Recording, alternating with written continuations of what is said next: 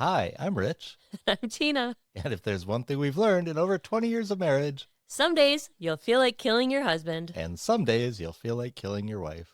Welcome to Love, Marry, Kill.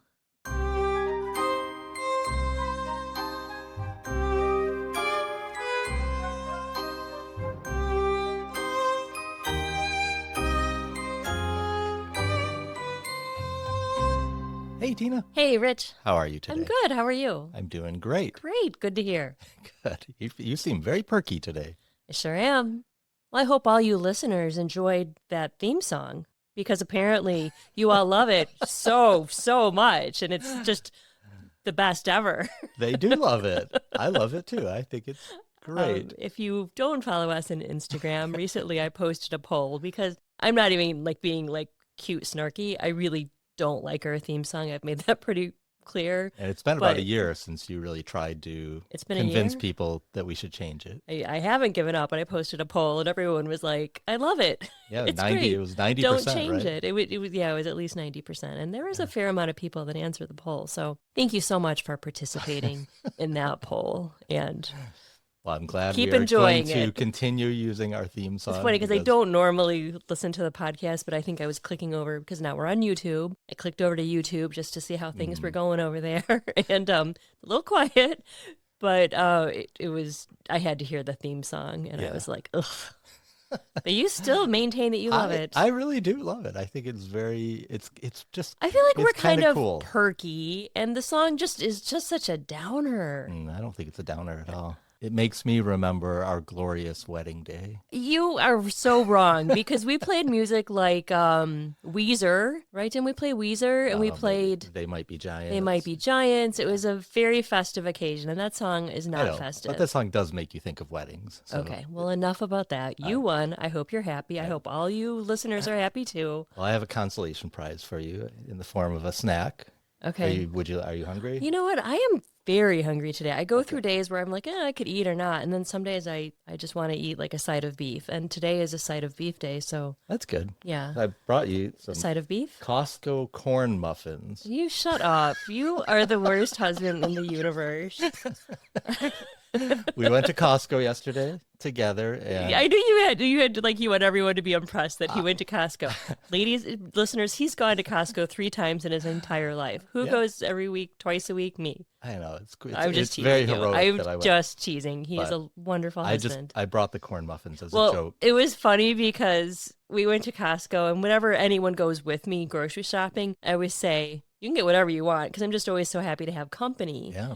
And when you pick, a lot of times, don't always, but we get a thing of Costco muffins, and we won't go into the new, smaller size Costco muffins because we all feel a certain way about that in our house. Because we used to cut them in half, and I would throw them in the freezer, and you could get a blueberry muffin whenever you want. And I don't like the new ones as much, so I guess I went ahead. Yeah, you said you weren't going to go into it, but you did. But well, a little bit. Go on. But anyway, you could have picked any muffin, and you picked the corn. I picked the corn muffins. Yeah, I love cornbread. I really do, and these are. And I actually really amazing. hate cornbread. I don't know why. I just really don't like it. Yeah, I know. But so tell us how you felt about the corn muffins. I think they were great. I think they really were liked really them. good. Yeah, but let me bring out the real snacks that I brought you. They're really not that much more exciting. I think part 2 snack you're going to be really excited about, but part 1 I brought you some buffalo Cheetos, crunchy. Maybe Cheetos? Oh, Yeah, I buffalo love a flavor. I've Cheeto. never had that. Can I apologize? I need to offer apology to you for calling you the worst husband in the universe, because that might have been a slight exaggeration. I was pretty sure you were joking about that. But then I also, because this episode is going to drop right around Easter, I brought you some Peeps,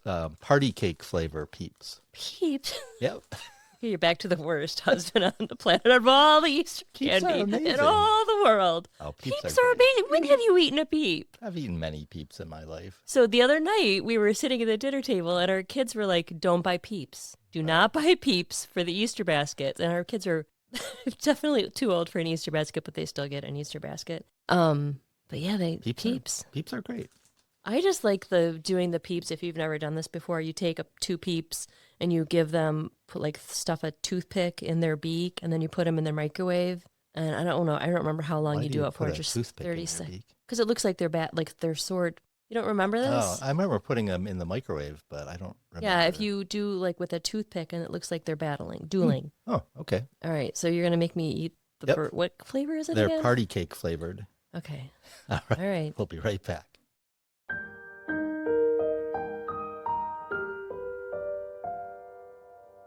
What did you think about the buffalo crunchy Cheetos and the party flavored Peeps? I'm gonna have to go with no and no. No and no on both. Yeah. Wow, really? I mean, I really love Cheetos, which I'm embarrassed to say as an adult. But the buffalo, Nothing wrong with I'm not a fan. Oh, And the Peep, it tasted like a normal Peep. The party cake didn't impress me no. much. Wow. No. Okay, I'm sorry. Sorry. Disappoint you. I think you'll. No, I appreciate your I think you'll effort. like part 2 snack. Well, let's just do it better. now. No, I made it part 2 intentionally, so you would have to come back for part 2. You were worried. I'm always a little worried. Give us a rating. When I walked into the room, you were like recording on your own. I was like, all right, I'll see you later. Give us your rating for the Cheetos. And The Peeps. Cheetos, I would go like 4 out of 10, and the Peeps, sorry, Peeps, a 1 out of 10. Oh my, that's How about you? bad. I would give the Cheetos a 7 out of 10. Oh, wow. And I'd give the Peeps a 7 out of 10. Wow. I like them both, and I think they pair really well together. Because the Cheetos are a little spicy, and then the Peep afterwards is really very kind of cools your mouth off. So I'd recommend them together. All right. Oh, and you also brought me a gas station soda. I did. So that was very nice of you. Thank you. You're welcome. You are not the worst husband in the world. No. All right. Well, we should talk about the case of Ben Novack Jr. and Narcy Novack. This is a recommendation from our listener, Anne. Thank you, Anne, for the recommendation. Super interesting case. I don't know why I seem to gravitate toward cases that are about wealthy people, because I'm just sort of fascinated by like people who have a lot of money and just screw up their lives in one way or another. So this is another example of that. And if I have a content warning for this case, it's that almost everyone in the story is a horrible person. Okay, wow. It's nice to be able to say like the victim was a great person. Right. No, not in this case. Okay. You're not going to like anybody. All right. Noted. In the early morning hours of July 12th, 2009, screams rang out through the Hilton Westchester in Rybrook, New York. Narcy Novack sobbed atop her husband's mangled body. Tape was stretched across his face. Both of his eyes had been gouged out. Ben Novack Jr. was dead. He was the heir to a fortune built on an iconic American institution, an eccentric and abrasive millionaire who managed to alienate nearly everyone he met. With a drug habit, multiple mistresses, and a jaw-dropping collection of jewelry and pop culture memorabilia, he lived a life of excess. There was a long list of people who might have wanted him dead. It was the second family tragedy in a short period of time. Ben's mother had died only 3 months earlier, seemingly due to a fall. Rumors were floating around the family. Narcy and Ben Jr. had always had problems, but people couldn't help wondering, had she finally had enough of his running around? Benjamin Novack Sr. was born to a Russian Jewish family in 1907. He was the youngest of 4 children. His parents were Sadie and Hyman Novack. Ben would later change his last name, Americanizing it to Novack instead of Novick. Hyman ran a hotel in the Catskill Mountains in the southeastern part of New York State. The area was commonly referred to as the Borscht Belt, or the Yiddish Alps, as it was the premier vacation destination for Eastern European Jewish immigrants. Many other hotels and resorts at this time would bar Jews from entry, which left a big opening in the market, a hole which was filled by many Eastern European Jews who immigrated to the area and started their own hotels. Ben's father died in the mid-1930s, and he took over operation of the hotel, along with his older brother. But Ben wasn't good with teamwork. He and his brother fought a lot, and eventually they had a falling out. So Ben moved to New York City and started Kemp and Novack, a clothing supply haberdashery. This business failed as Ben had another falling out with a business partner. You'll see that as a theme as the story goes on. Ben had a hard time getting along with people, and that also passed along to his son, Ben Jr., as well. So I just asked you if they only made hats because I thought haberdashery meant a hat maker, but And you that's told what I thought me as well. that Google says that it is a maker of men's Clothing and accessories. But yeah. I had the same thing in my mind that haberdashery meant a hat store, but apparently that is not the case.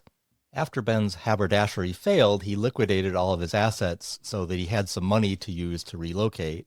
In 1940, he and his new wife, Bella Novack, relocated to Miami Beach, Florida.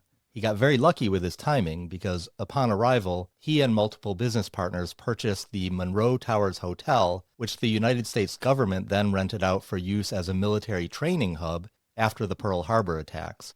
Ben used the profits from Monroe Towers to purchase 4 other hotels, which in turn the Army paid him to rent out. So he effectively became a hotel magnate off the back of government subsidies.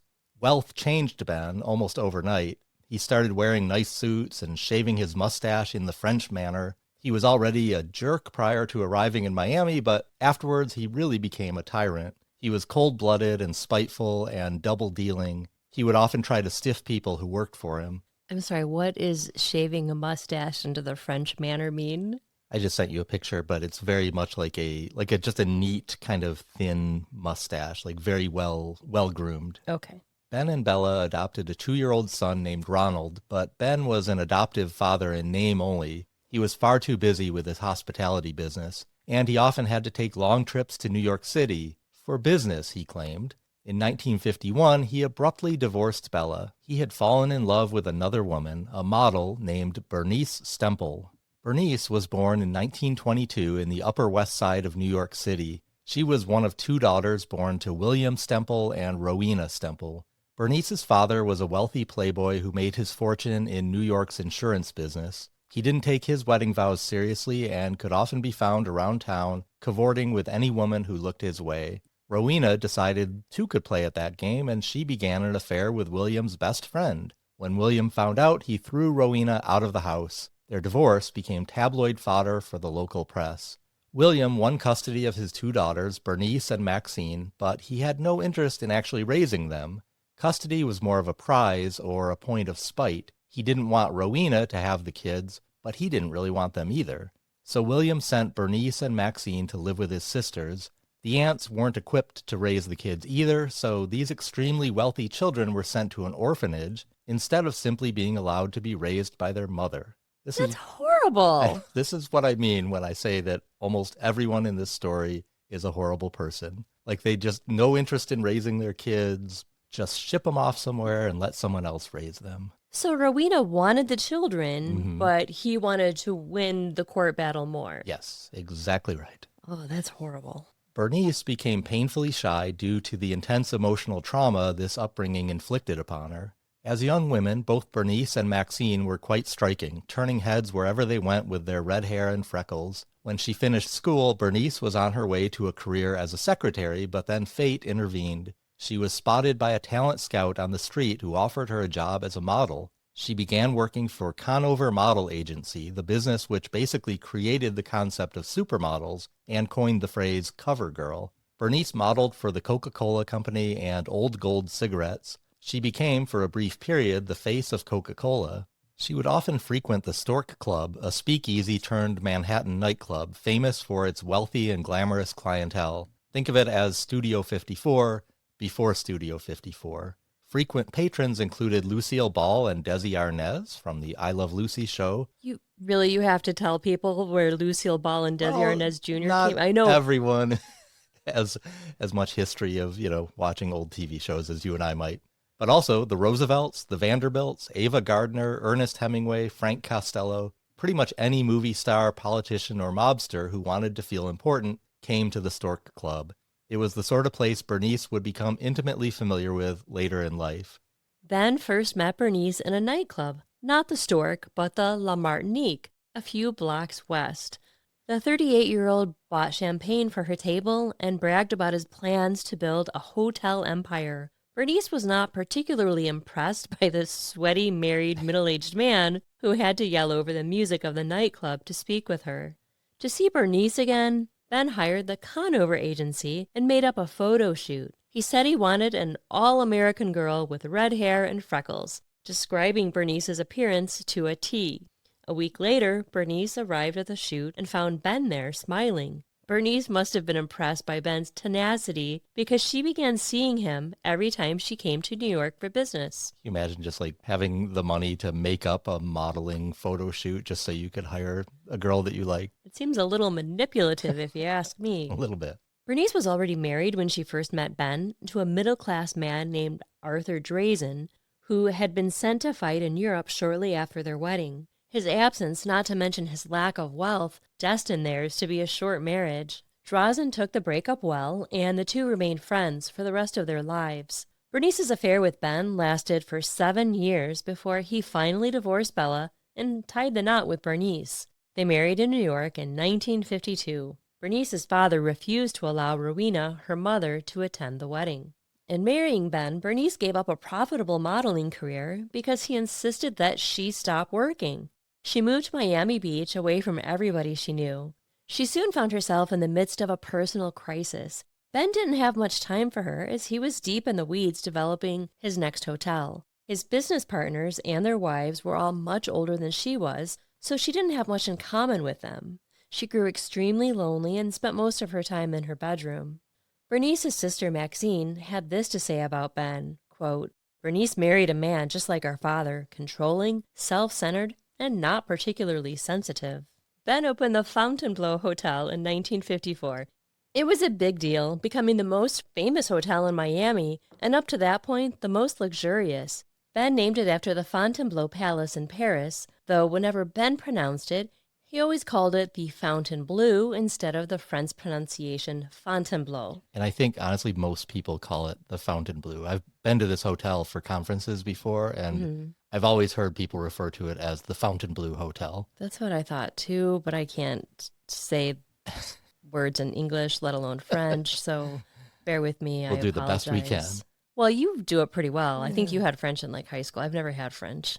I should probably do like the French Duolingo or whatever. So he had never actually been inside of the Paris Fontainebleau. He seemed mostly interested in channeling the idea of an old-world palatial luxury. There was no sign outside of the Fontainebleau to advertise the purpose of the building. Ben liked it that way and thought it lent the building a similar majesty to European chateaus. Those never had signs either. He thought if you didn't know what the building was, then you didn't belong there. The Fontainebleau was famous for its unique curved shape, which set it apart from other hotels in the area. Ben took all the credit for the design. He claimed that he was struck by inspiration while sitting on the toilet and sketched the plans out right then and there for 2 hours while his pants were still around his ankles. Thank you for including all of this extra detail. Yes, here. hopefully it creates a little picture in your head that you don't want.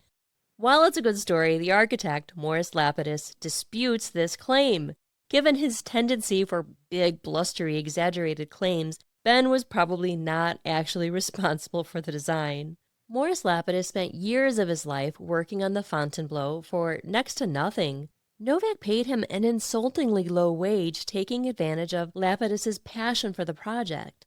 Lapidus put up with it because he knew the project could put him on the map, make him far more famous, and lead to better jobs. He basically bankrupted himself building the Fontainebleau and even took out personal loans to complete the construction. Meanwhile, Ben Novack was making money off of the graft. While he told his financial partners that he was paying Morris Lapidus $250,000 for the project, in actuality, he had only paid Lapidus $80,000 with an additional handshake deal for $75,000 to be paid upon completion. Ben pocketed the difference for himself. So this is a years-long project.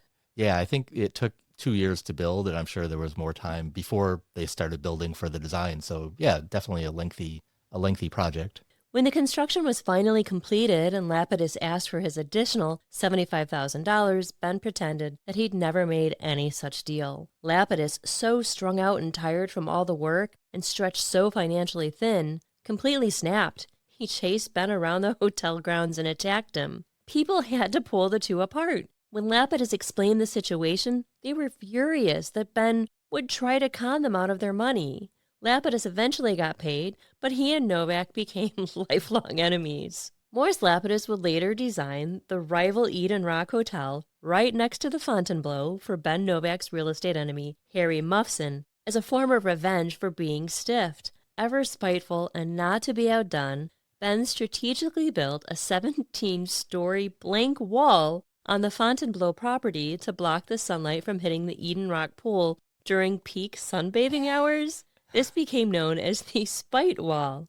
There was only one large window in the wall, which was strategically designed to give line of sight from Ben and Bernice's dining room to the Eden Rock pool area. Ben loved looking out as the shadow crept over the pool, sending sunbathers scurrying away to sunnier locations. That's crazy, isn't it? It is bananas. There were lawsuits over this whole thing too, but I don't think Muffson ever succeeded in getting the wall removed. Really? It's not still there, though, is it? It is still there, but it's not just a wall. He actually built, or somebody actually built another tower right next to like where the wall is. So it's not just a blank wall blocking the sunlight, but there is a building there blocking the sunlight. Wow, that is nuts. The Fontainebleau became the it spot in the 1960s, the stork club for Miami Beach. JFK would stay there and was rumored to have stayed there with Marilyn Monroe. Frank Sinatra was a frequent guest, which led to his entire social circle becoming regulars. The Rat Pack and the mob were now Fontainebleau staples. And with the mob's presence, drugs and prostitution followed. A steady supply of cocaine and marijuana was available for those who wanted it, and call girls could easily be found in the hotel's Poodle Room Lounge. Ben and Bernice Novack became unbelievably wealthy. Bernice had more jewelry than she knew what to do with, including a massive diamond necklace personally gifted to her by Frank Sinatra. Ben began calling himself Mr. Fontainebleau in day-to-day conversation. Can you describe the Fontainebleau to us? Oh, it's beautiful, beautiful property. I think since this time that we're talking about the case, it went downhill and then it got renovated at some point. So what I saw was after it was renovated and modernized, but a beautiful hotel, very luxurious, very swanky. I was there at a conference once and it was, just a beautiful place. Did you see Sammy Davis Jr. and Frank Sinatra? I didn't. I think it might have been a little Dean after Martin? their time. No, not Dean Martin either. We'll be back after a break.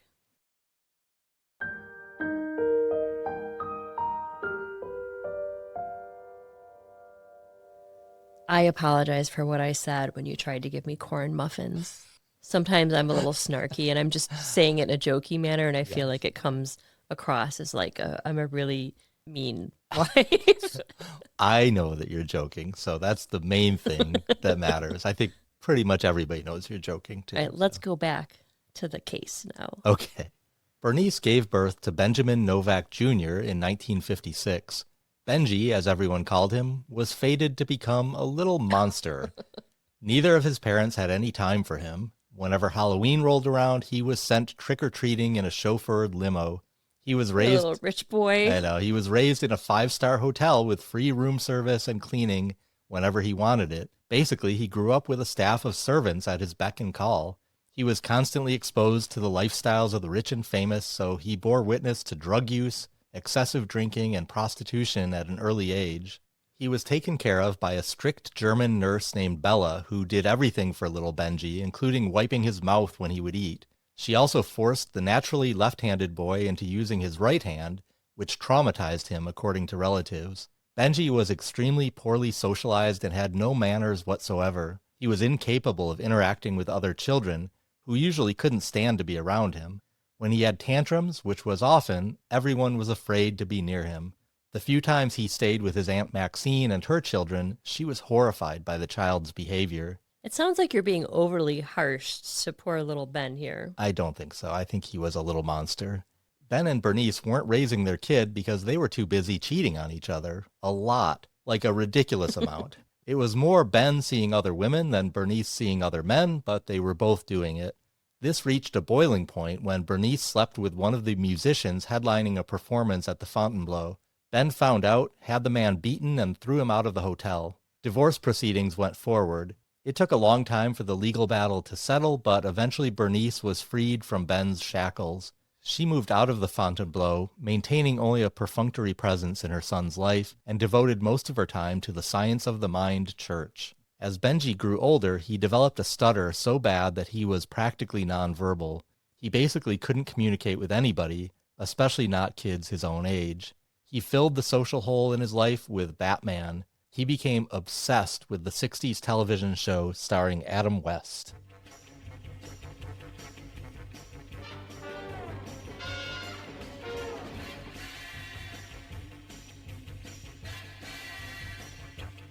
I had to include a little bit of the Batman that brings theme back song. a core memory, and this is really funny. Like, obviously, I was not a child of the '60s, but it was as a rerun later, I remember as a little kid, whenever we would watch Batman, I had a special dance that I did called the Batman. Yeah, it was Really? like the Batman dance song, and I did it every time just to annoy my sister. So, yeah, and I would Wow. like do it right in front of the TV. That is really funny. While we're on a tangent, you mentioned the Science of the Mind Church, Hmm. which sounds like a cult type situation. Was that the case? I don't think it's so much of a cult as more of like a kind of a new agey type Okay. religion. So they were probably really happy to have a wealthy divorcee in their presence. Yes, I'm sure. Benji's Batman hobby led him to an interest, maybe even an obsession, with stopping crime. He started hanging out with all of the ex-cops who worked security at the Fontainebleau. It quickly became understood among the security staff that keeping their jobs was contingent on their willingness to babysit Benji. When he was 15 years old, Ben Sr. arranged for Benji to go out on weekly ride-alongs with the police, since he had become so obsessed with the idea of being a crime fighter when he grew up. And since Ben Novack Sr. was such an influential guy and all of the retired cops went to the Fontainebleau for security work, there was an unofficial employment pipeline which he presided over. The police department had no choice but to let the kid ride along, though the actual working cops had much less patience for him than the Fontainebleau security did. Eventually, Benji applied to join the Miami Beach Police Department. He did so when he was in the midst of working on a bachelor's degree. He was accepted into the Southeast Florida Institute of Criminal Justice in 1974. He went through the mandatory 160 hours of training, graduated, and officially became a member of the police department, a reserve officer. 2 10-hour shifts per month, so not a full-time officer. When his shifts rolled around, nobody in the department wanted to ride with him. He had an incredibly grating presence, was very high maintenance, entitled, whiny, and rude. On top of all that, he drove like a crazy person in the squad car, making anyone unlucky enough to find themselves in the passenger seat afraid for their life. He had already been in a car accident once, the previous year, accidentally ramming his Ford Thunderbird into an ambulance. He got off scot-free, probably because of his dad's connections. But Benji needed a job outside of his 2 shifts per month roaming the streets, wearing a badge and gun, so his dad appointed him vice president of the Fontainebleau.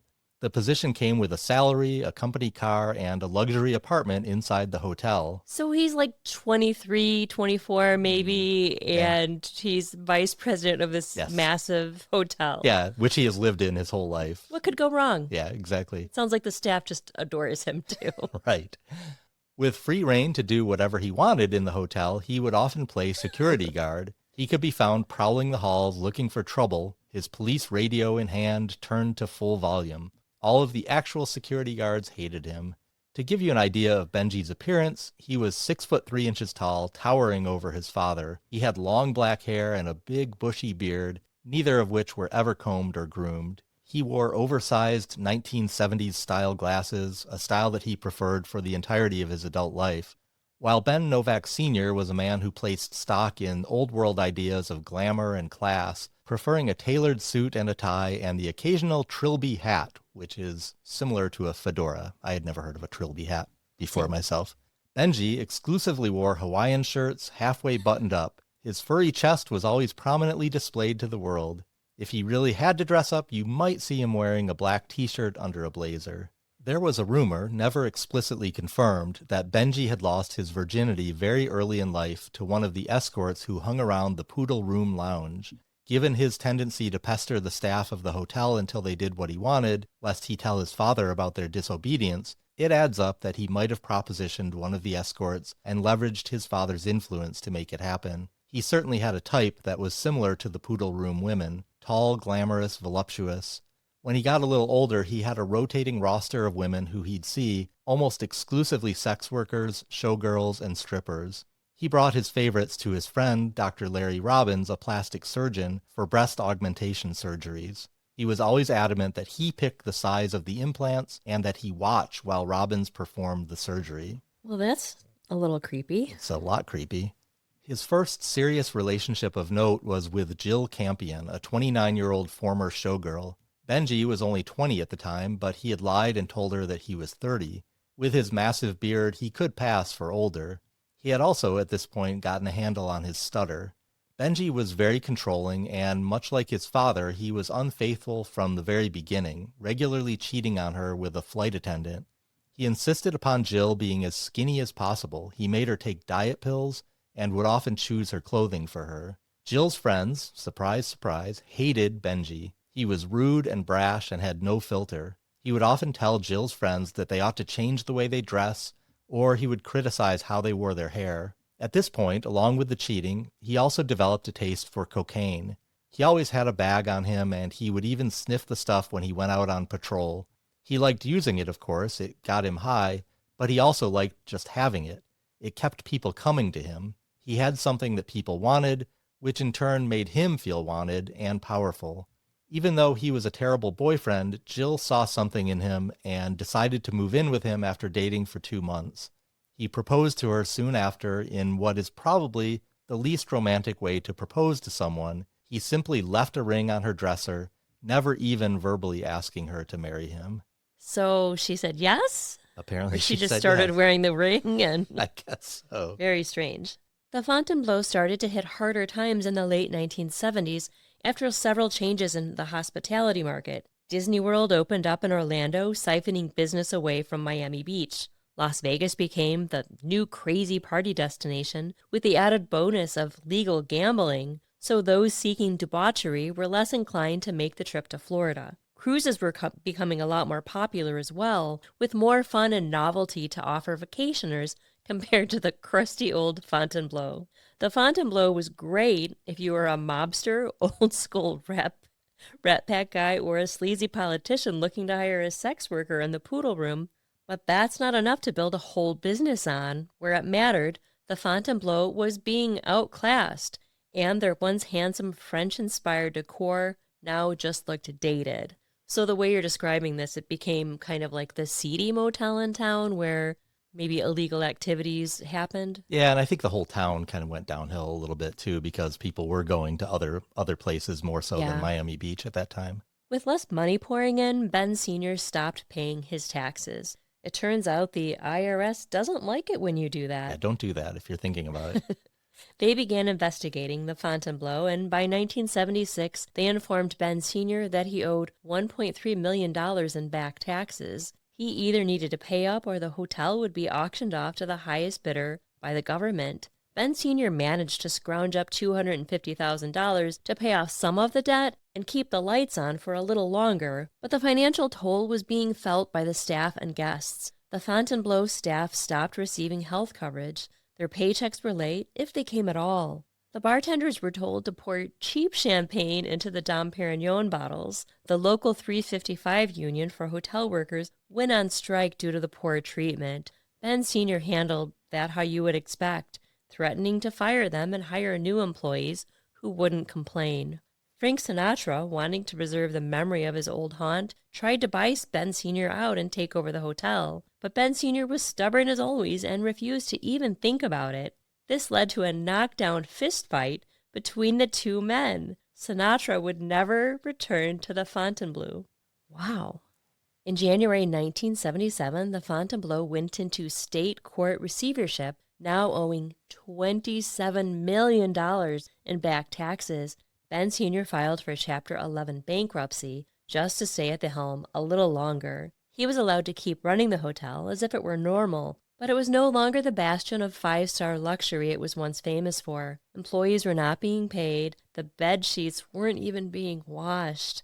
Seeing the writing on the wall, Novack moved all of his assets into offshore accounts, trying to hoard as much wealth as possible as he could for the eventual doomsday when he would be ousted from the Fontainebleau.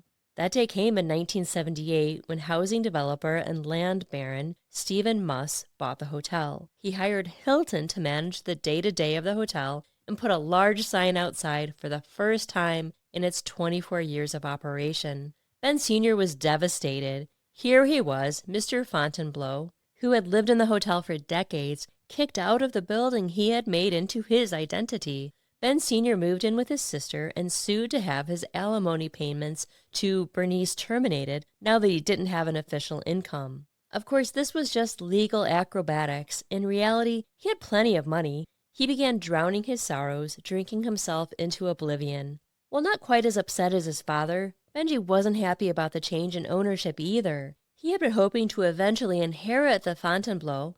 Now he didn't even have the make-work job his dad had given him. He downgraded to working for the health and beauty and multi-level marketing company Amway International. He had a $45,000 per year salary, running conventions and entertaining board members. Benji and Jill married in 1979 in an Orthodox Jewish ceremony. Jill went through the conversion process a few months earlier for Benji. The two never took a honeymoon. Benji was too busy with work. He did find time to head out on a business trip immediately after their ceremony, though. Bernice was displeased by the marriage, feeling her son could do better than some former showgirl, and she made her distaste for Jill well known to anybody who would listen. She also didn't like the age gap and felt Benji ought to be with someone closer to his own age. Jill, of course, didn't actually know Benji's real age, or at least not until they were married. One night he confessed to Jill that he'd lied about his age and that he was 10 years younger than he said he was. It suddenly made much more sense to Jill why Bernice had been so cruel to her. Benji and Jill tried to buy a house together, but Bernice got in the way. Confined to his $45,000 annual salary, Benji was dependent on his mother for most large expenses. Bernice would only help her son purchase a house if Jill's name was kept off the deed, so no house for them. So $45,000 a year, this is like 1978-ish. Mm-hmm. That's still a very good salary. Bad, but yeah, I think he was still just getting started, though. One day, Jill found drafts for divorce papers in their apartment. She confronted Benji with them, and he told Jill that they were forgeries. His mother had been bothering him so much about his marriage to Jill that he'd lied to her and told her that they'd gotten divorced. Jill couldn't stand how controlling Bernice was and how Ben humored her interventions. This, on top of constant cheating, led to a real divorce only 2 years after they'd gotten married. Benji turned his Amway job into something bigger. Leveraging his name and family reputation, he courted other corporate clients, organizing conventions for them as well. He started his own company called Convention Concepts Unlimited. Bernice, now on the board of the Science of the Mind Church, joined Benji's company in a senior position. She used her leadership role in the church to register Convention Concepts Unlimited as a religious organization exempt from taxes. That's pretty shady. I'll say. Ben also applied to become a detective, but he was rejected due to the remaining vestiges of his stutter, which came out under stress. This was a problem for police work, which requires constant communication over the radio in stressful situations. His father was no longer in a position to pressure people to promote his son. To scratch the itch, Benji formed his own private security company called Eagle. It functioned primarily as a partner corporation for Conventions Concepts Unlimited, offering security services for corporate events and conventions, but also offered other services, such as discreet surveillance for divorce attorneys. Now, whenever he wanted to play detective, Benji had the opportunity to spend the night staking out the home of a suspected cheating spouse. He really, really wanted to fight crime badly. Yeah, he really did. So he's got these two businesses. Right. He's got a lot going on here. So what is the Conventions Concepts Unlimited? So it's basically like an event planning organization, like companies that need to put on a convention or whatever, he would help organize the convention and manage it. Did he kind of hand that over to his mom and that became her project? No, I think they worked on it together. And I think the security company was just sort of a side project. And he would just, his convention company would hire his security company to do security at the conferences that he managed.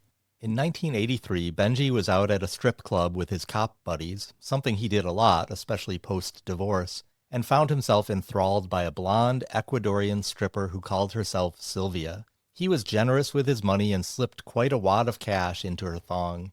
As he was leaving, he handed Sylvia his business card and told her to call him. Sylvia was a stage name. The woman's real name was Narcisa Valiz Pacheco, but everyone just called her Narcy. She was supposedly born in 1953, but we have no tangible proof of that, and she was known to lie about her age. Narcy was raised in Guayaquil, the largest city in Ecuador. Her family wasn't completely impoverished, but they were definitely on the poorer side. One of 8 children, she toughened up quickly out of necessity. When she was 23, Narcy emigrated from Ecuador to the United States, settling down in Hialeah, Florida. She was following in the footsteps of several of her older siblings who had made the move before her and ended up in New York or Naples. She brought with her husband and their 2-year-old daughter, May Abad.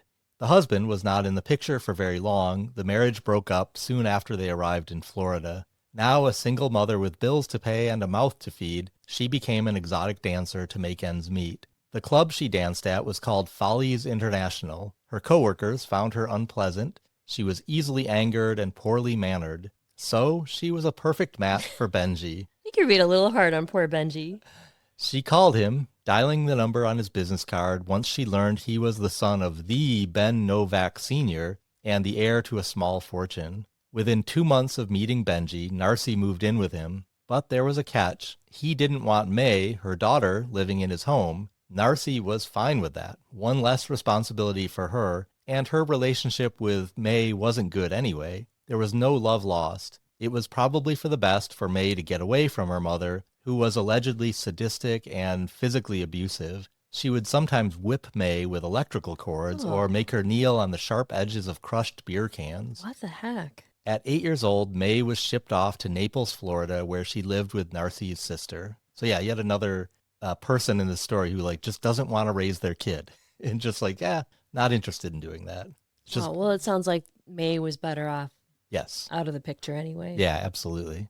Meanwhile, Ben Novack Sr. was continuing his descent. He was not handling his absence from the limelight well. He was in a wheelchair, becoming forgetful, rarely appearing in public, and no longer wearing his trademark tailored suits. However, he never stopped carrying on his affairs with much younger women. Once, while in his 70s, he began a fling with an 18-year-old, even accompanying her to her high school prom. What? When I saw this, no, I wish I did. I'll try to find some, but I have not come across any, but I can't even, that boggles my mind. 70-some years old. Yeah, why would an 18-year-old want? I don't know. And in his final years, he could often be seen arm in arm with the former Miss Uruguay. He must have had a really good personality. I bet he did. In a bid for a new business venture, he bought a supermarket in Boynton Beach, a neighborhood in the Miami area, and renovated it, turning it into a high-end restaurant. It was going to be called Alcatraz and themed around the idea of prison. Prisons are known for their great food that people would want to pay money for. Yes. Yes. The diners would be inmates taken to their cells where they would be served prison food. It was a terrible idea, and it was a miserable failure. So he goes from the Fontainebleau to serving prison food? Yes. The nicest thing anybody had to say about it was that it was different. It's like the zoo, like when we would go to the Toledo Zoo and they have the restaurant in the cages. You know what I'm talking about? Yes. Yeah, very, very much. But you got hamburgers and hot dogs. In July 1984, Benji was promoted to detective after receiving commendations for chasing a Datsun which was veering around on the road erratically. When Benji apprehended the man inside, he immediately confessed to a string of auto thefts. It was a case of being in the right place at the right time, more than any actual police work, but Benji was very proud of it. In 1985, Ben Novack Sr. had a major stroke and was sent to the hospital. He died a week later. His heart and lungs had failed due to complications created by the stroke. He was 78. He was buried in New York in his family plot. Miss Uruguay tried her hardest to get a piece of the will, but unfortunately for her, it pretty much all went to Benji. Do you know how much? Was it millions? Yeah, I think his estate was estimated to be worth about $10 million at that time. So probably about $30 million today. Yeah. We'll be back after a break.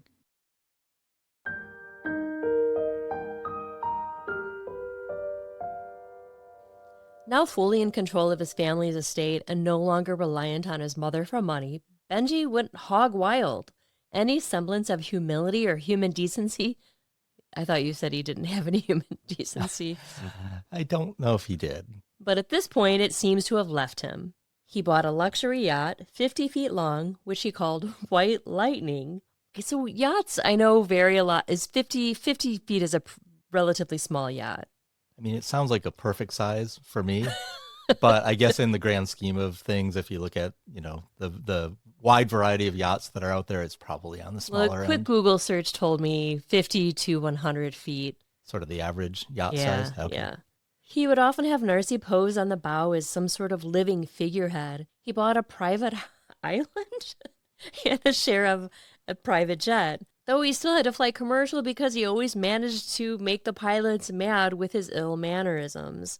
Once he brought Narcy into a plastic surgeon for a nose job, but when she woke up, along with her new nose, she had giant breast implants put in without her knowledge or consent. That's horrible. Really horrible, and horrible that he could find a doctor who would do that. Absolutely. Narcy put up with a lot from Benji.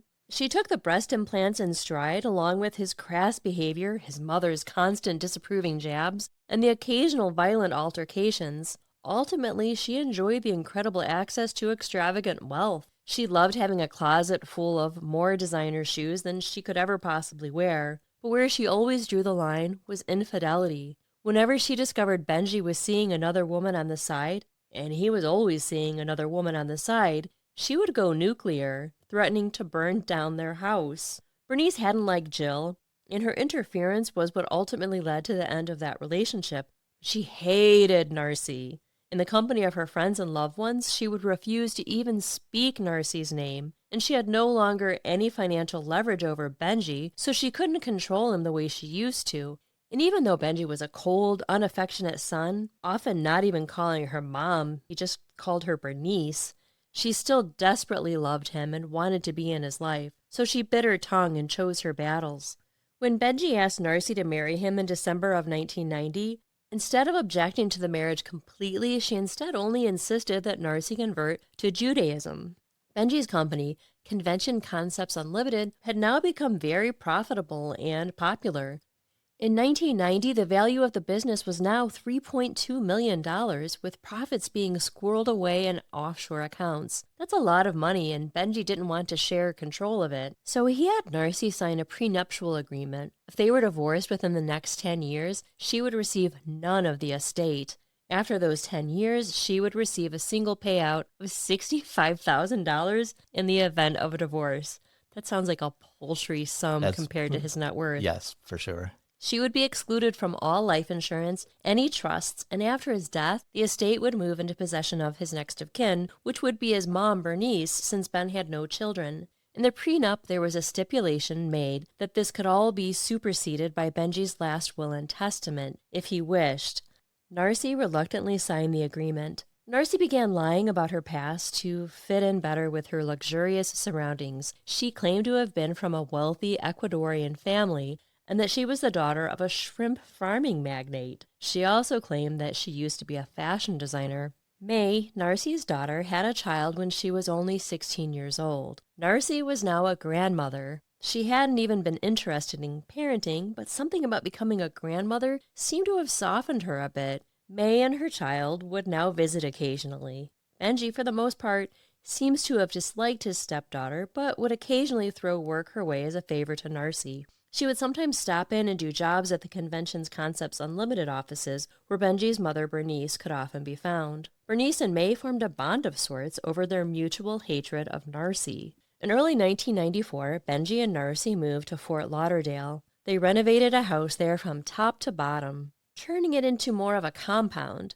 They had an enormous fish pond in the back, leftover decor from the Fontainebleau, and a dock for Benji's boat. A big house for Benji to fill with all of his Batman memorabilia. Since childhood, Benji had an all-encompassing obsession with the comic book character Batman. In the 90s, he'd started amassing a massive world-class collection of all things Batman. He went on massive spending sprees on eBay and would often frequent comic conventions. Every morning, boxes would pile up on the porch. The large house was soon filled with Batman collectibles. They literally could not stuff any more Batman memorabilia under the roof. That sounds really classy. Sounds like your dream house, doesn't it?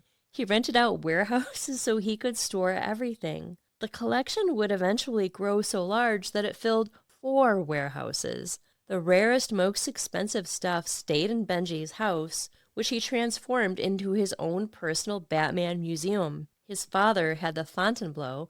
Benji had Batman. Another collection Benji amassed, but which he was far more secretive about, was his extensive collection of amputee pornography. Thousands of photographs of men and women without limbs, naked or scantily clad, being fitted for prosthetics. That is a fetish I did not know existed. That is very niche. Very. Benji's sexual appetite was voracious and diverse. He and Narcy would often engage in bondage. He enjoyed amputee porn, and he always had 2 or 3 other women in apartments around the Miami area. He paid their rent and bills and bought them groceries. The arrangement was that they'd stop in every once in a while and they'd show him a good time. Benji's cheating became more obvious as time went on, and as previously mentioned, whenever Narcy caught wind of infidelity, she exploded. Their arguments grew worse, sometimes getting so violent that the interior of their house would be torn apart. I hope none of their Batman memorabilia was damaged. Thinking the same thing. Their fights became increasingly physical. The bruises were sometimes so bad that Narcy couldn't hide them with makeup. In 1999, Bernice became convinced that Narcy was trying to poison her. Bernice noticed that every time she drank water which Narcy had given her or had put in the fridge at the office, her throat would nearly swell shut. She'd have difficulty swallowing and breathing. She told those around her about it, but nobody took Bernice seriously. They found the idea that Narcy might poison anybody preposterous, but it wasn't just Bernice. There are at least 2 separate instances of Benji going to the hospital after eating food prepared by Narcy. In 2002, Benji found out that Narcy had cheated on him. Even though he'd been cheating on her for their entire marriage, he was still boiling with rage. Benji decided he wanted out of the relationship and started making preparations for divorce. Narcy was not about to let Benji leave her with the paltry $65,000 in the prenup, not when his estate was worth millions. At 1 a.m. on June 9, 2002, 3 armed men burst into Narcy and Benji's bedroom. Benji went for the handgun he kept in his nightstand, but was stopped as Narcy shouted to the men, "Look out! He has a gun on his nightstand!" One man pinned him to the bed. Another put a pillow over his face. The third took the gun from Benji's hand and smashed him in the head with it. Narcy rushed off to disable the house's alarm system while the men tied him to a chair. When Narcy returned to their bedroom, she threatened Benji. She told him that she was going to slice his penis off and throw it in the canal behind their home. She never made good on her threat, but it was enough to keep Benji quiet and obedient. Over the next day, while Benji was indisposed, Narcy ransacked their house. She took several $100,000 worth of cash, family heirlooms, jewelry and antiques, multiple guns, business records, Benji's precious Batman memorabilia, and she even took his precious amputee pornography. As Narcy was leaving, her spoils in a large moving van, she removed Benji's blindfold. She told him that she would call a neighbor in a few minutes once she was gone and would have them release him. Then she said, "If I can't have you, then no one will have you. The men that helped me will come back and finish the job. I can have you killed any time I want. You're not dead now only because I stopped them." After being set free, Benji wasn't sure what to do. He was worried about calling the cops as he thought the men who had raided his home may still be watching him. If they saw the police coming up his driveway, they might come back and kill him. But after talking it over with his mother and a former cop friend, he decided to file an official report. He rang the Fort Lauderdale Police Department asking them to show up in unmarked cars and to keep a low profile.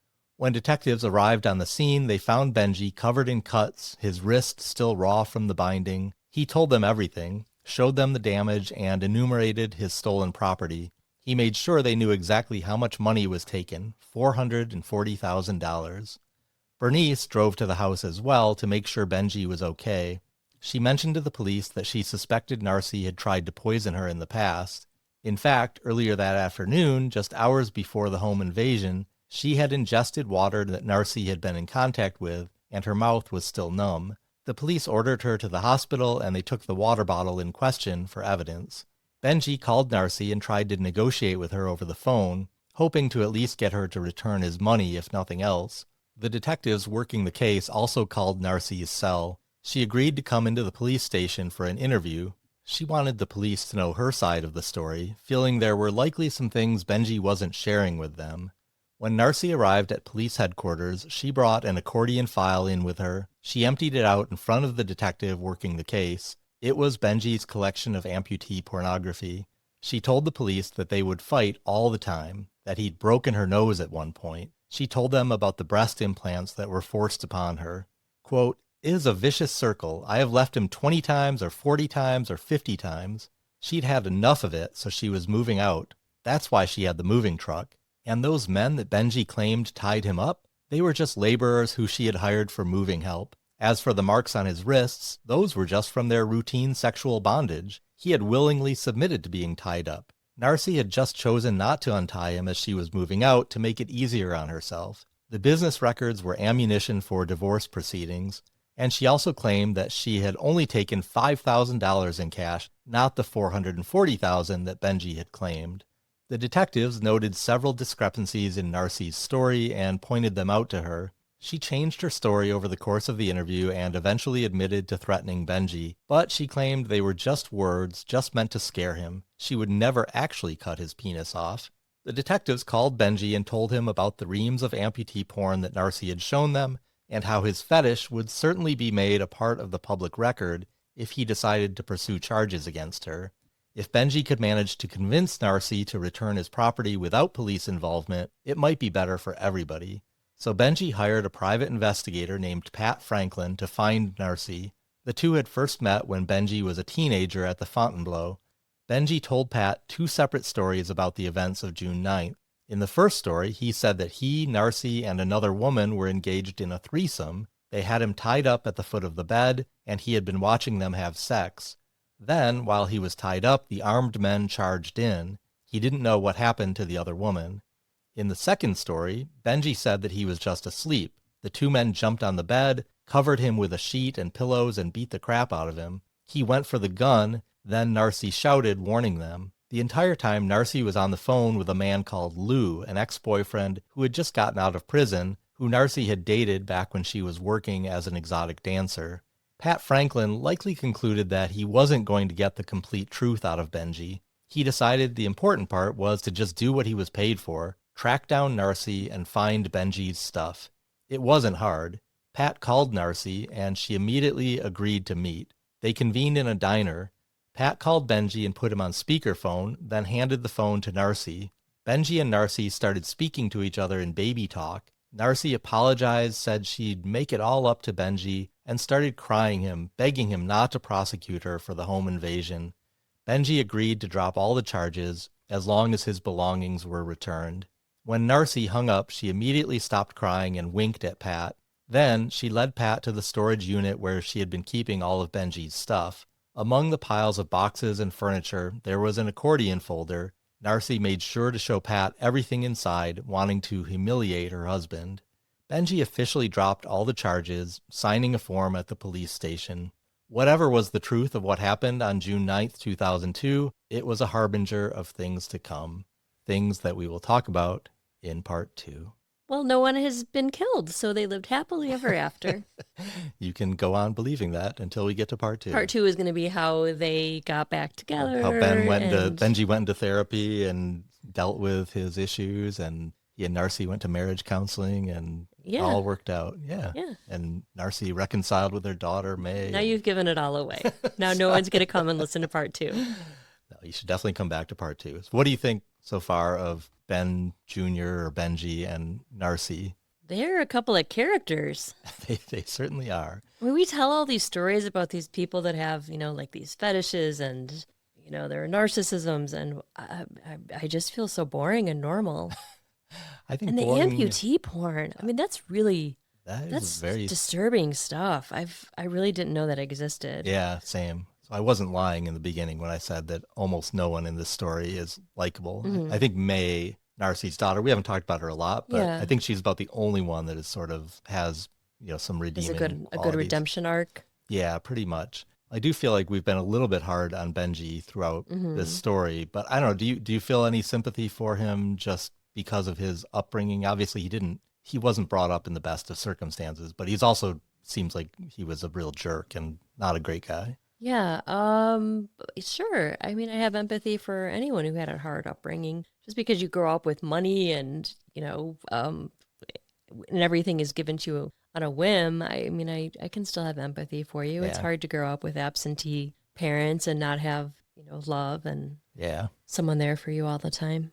I also wanted to know how you felt about a 70-plus-year-old man going to prom with an 18-year-old. That's a real head scratcher for me. I mean, I'm sure he was, I was just going to say a great guy, but No, we know yeah, that that's actually not the case. Maybe it was just kind of like a joke, or maybe he just paid for everything. I don't, it's hard to that imagine. is a real head scratcher. Maybe it was just the novelty of the whole thing. I don't know. I don't know. Well, there is a lot more to come in part two, so be sure to come back and join us.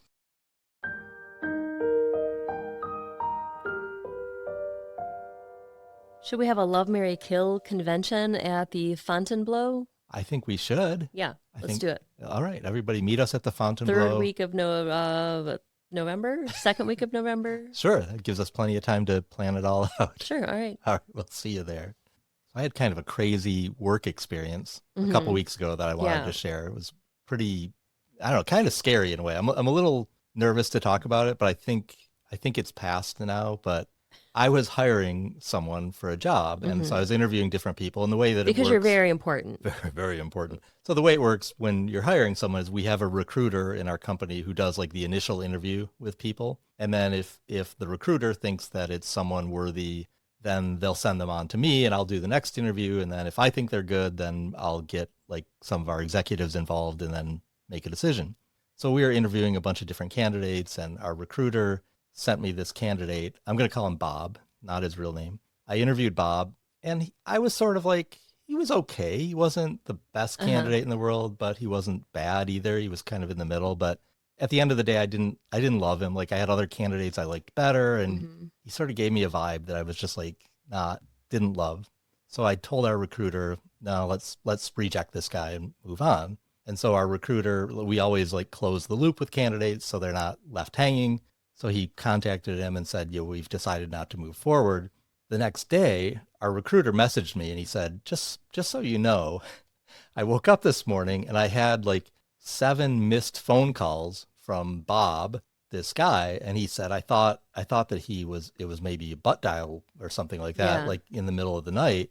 So he called him back and he said the guy was like slurring his words and was like really angry that we had rejected him, and basically like told our recruiter, Michael, to F off and hung up on him. So the recruiter told me this because he's like, I just want you to know just in case you may hear from him or something. Sure enough, the next morning, I wake up to like 10 emails from this guy that are like horrible. Like, Yeah. I can't even. Can you read some of them, please? Please. I mean, I can maybe. I'm gonna have to skip a lot of words, but I'll read you one. All right, I'm gonna read this one, and just a warning for people who are sensitive. There are some words in here I would never ever use. I'm just gonna read them though, because this is what he wrote. The subject line of the email is "Your hatred of Christians," which I had no idea of his religion. We never talked about religion on the phone, but anyway. You both think you can, and this is to me and the recruiter, you both think you can mock God and act like him on earth by judging others and determining their life outcome. Fuck both of you f***s. You will be sent to eternal damnation and have a pineapple shoved up your ass in hell every day. The best thing is I'm sorry to laugh. he signs his email, best, Bob. So Oh, yeah, boy. I woke up to like all these emails the next morning, and it was pretty freaky. Yeah, you were a little freaked out. Luckily, he lives far away, so I wasn't like super concerned about my safety. But still, that's like very strange behavior. I've never had anything remotely like that happen. Yeah, I in all think my that Bob years. may have a substance abuse problem. Yes, I think and so, too. we wish him well. Hope he I- he found a job, and I hope things went better for him. I hope no one hire. I mean, I wouldn't want to hire. I thought about it because I didn't really dislike him. I thought, boy, if we had hired this guy, like what a disaster that would have ended up Yeah, being. But I do hope he gets help because he obviously has some pretty serious issues. it's tough out there. It's tough finding a job right now, and Yeah. But anyone who's ever like interviewed and looked for jobs, you get rejected 9 times out of 10. Like it's just Yeah. the way that the whole thing works. So if you're going to react like that every time you get rejected, you're in for a hard time. But we like blocked him. Luckily, he didn't have my phone number. He had the recruiter's phone number. oh, okay, that's So why he you was- got the emails. Yeah, he was calling the recruiter over and over again, and we blocked him everywhere. I blocked him on LinkedIn, and haven't heard anything in over 2 weeks now. So I'm hopeful that he has just moved on. Yeah. You mentioned at the beginning of this episode that you've done several cases about people who have a lot of money. And I'm just curious if you had, $10 million or, well, I guess $30 million, would you buy a yacht? Would you charter a private plane? What would be your, biggest indulgence? That is a really good question. I've honestly not really thought about it much. Because we're never going to have $30 million. Probably not. But to me, the main thing would be buying like a house that we really, really loved in a location that we really, really loved. A beautiful house on the shores of Lake Michigan. Yeah. Which I think we always thought would be like, that was always kind of our dream. And I think we've slowly realized that it's probably not going to happen because real estate keeps going up. And that's some expensive We real have estate. a lovely house though. So we do, I feel like, honestly, I was just thinking about this the other day, and this is going to sound cheesy, so forgive me. But I was looking around and I'm like, our life isn't perfect, but we really couldn't ask for much more. Yeah, for sure. We've got our health, we've got, beautiful children, we've got more than enough of everything. So even though we're not multimillionaires, we're, yeah, absolutely. It's really about all you can really ask for. Well, now I feel like you've tricked me by asking what I would do if I had $30 million. So and then you came back and said, well, I don't need anything. I would buy all of the corn muffins in the world for you. We would have just a corn muffin closet just for you. Actually, listeners, we sit here, it takes us probably 2 or 3 times as long to record as the episode is, and I was bored when you were going to the bathroom, and I ate some of the corn muffin. It wasn't as bad as I thought it was going to be. It tasted more like a moist muffin than a corn muffin. And I'm going to upgrade the Cheetos to you've 6, been maybe. munching on the Cheetos a little bit, a fair amount, so. Yeah. So anyway, sorry for roasting you, but I'm not sorry because I think you need to be roasted. I know I need to be humbled. You're used to be roasted. You like to be roasted. I would miss it if I wasn't roasted by you. Before we go, I just want to give a sincere thank you to all of you for continuing to support us and encourage us, and for your friendship and support. It means the world to us. I wish we could give all of our listeners a big hug. Yeah, I do too, because we really do genuinely appreciate. Yeah, it means so much to us. Every time we hear from you, every time we get feedback, and just knowing that you're out there listening to us. And I know we say it a lot, but we can't say it enough, because there wouldn't be a podcast without your support. Very true. If you'd like to listen to part 2 of this story right now, you can join us on patreon.com/lovemarrykill. We have one tier at $5 a month, which gets you early ad-free access plus a monthly bonus episode. Please rate, review, follow, and subscribe. Find us on social media or YouTube, or send us an email at lovemarrykill@gmail.com. I almost gave my personal email address. Ooh. Until next time. Don't kill your wife. And don't kill your husband.